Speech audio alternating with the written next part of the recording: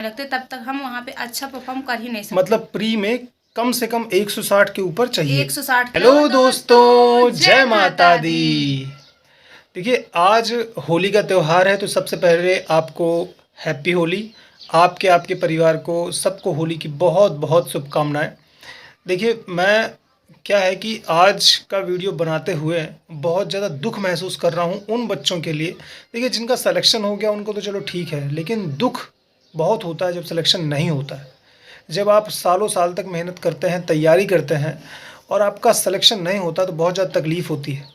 लेकिन मैं उन बच्चों की आज सबसे ज़्यादा बात करने वाला हूँ जो 2025 में एसएससी सीजीएल को टारगेट करने वाले हैं। बात ये है, आपको खुद समझना होगा। बात ये है कि अगर मैं अपनी बात करूं, मैं अपनी बिट्टी की बात करूं, तो 2024 के सीजीएल प्री में मेरा 0.29 नंबर से रह गया था और बिट्टी का 1.5 नंबर से रह गया था। मेरा 0.29 नंबर से और बिट्टी का 1.5 नंबर से रह गया था। अभी हमारी तैयारी ठीक है, हम अच्छे से 140 145 स्कोर कर रहे हैं मॉक में, कोई दिक्कत नहीं है। लेकिन जिस हिसाब से सीजीएल का रिजल्ट और कट ऑफ जा रही है, क्या ये इनफ स्कोर है? अगर हम 3 महीने में जो सीजीएल होने वाला है उसकी तैयारी कर रहे हैं और अच्छे से मेहनत करते हैं, एफर्ट डालते हैं, क्या हम उस कट ऑफ के मार्क्स तक पहुंच सकते हैं? क्योंकि इस बार 153 गई थी 17,000 की वैकेंसी में, तो अब जब वैकेंसी 7,000 के आसपास आने वाली है, क्या हमारी तैयारी इनफ है? क्या हम सही तरीके से तैयारी कर रहे हैं?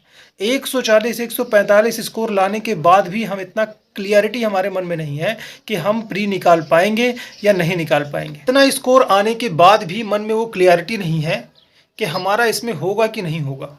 देखिए, क्या है ना कि हम लोगों के पास अब ज़्यादा टाइम है नहीं, ज़्यादा दिन तक आप लंबा खींच नहीं सकते, आप ज़्यादा दिन तक पढ़ाई कर नहीं सकते हो। तो अगर आपके पास लिमिटेड टाइम है तो उस लिमिटेड टाइम में आप सबके मन में यही रहता है कि जितना जल्दी हो सके नौकरी हाथ में लग जाए। तो बस यही टेंशन और यही दुख दर्द मन में रहता है कि क्या 2025 में सीजीएल को टारगेट करना ठीक है। अब मैं बिट्टी से इस बारे में ओपिनियन जानना चाहता हूँ कि बिट्टी का क्या थॉट प्रोसेस है, तो जी बताइए। जिस हिसाब से सीजीएल की कट ऑफ जाती, सीजीएल या फिर सीएचएसएल हो या फिर 13-12 हो, जिस हिसाब से उसकी कट ऑफ जाती है उसको देख के तो बहुत डर लगता है कि सीजीएल की तैयारी, सीएचएसएल की तैयारी होगी कैसे जिसको हम टारगेट कर रहे हैं। क्योंकि एक तो पेपर पैटर्न वही सेम क्वेश्चन हर शिफ्ट में रख देते हैं, जिन बच्चों को पहले से पता चल जाता है। तो पहली बात तो ये हो गई कट ऑफ बढ़ाने की। तो अगर हम सिर्फ सीजीएल सीएचएसएल को टारगेट करके चलेंगे तो फिर कुछ नहीं होने वाला।